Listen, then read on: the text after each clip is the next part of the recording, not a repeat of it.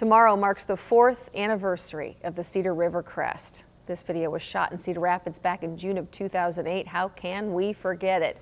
You can see floodwaters turn downtown streets literally into canals. 4 years later, the city is still recovering from the flood. Brian Scott live in Cedar Rapids tonight with more on where things stand. Looks a lot drier right now, Brian, for sure. It definitely does, Tiffany, and it's really tough to believe it was only 4 years ago, but this time in 2008, yeah, the floodwaters were probably about to chest height and rising from there as it would crest this time, or about 10:15 a.m. tomorrow, rather. The waters all around downtown kind of took things over, and the area still today is a work in progress. A silent work zone for months. This time, cost forced folks in Cedar Rapids to wait on their new amphitheater.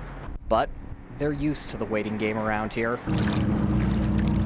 They've been playing it for years. You can't recover from that overnight. The Cedar River took over 10 square miles of Cedar Rapids this week in 2008.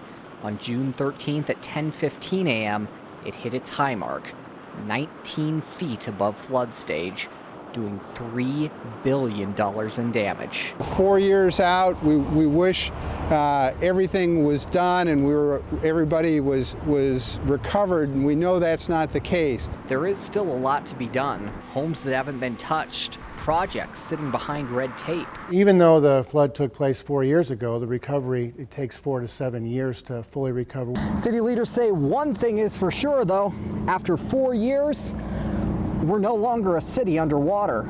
And they've accomplished a lot. City Hall is back up and running in a flood-recovered building.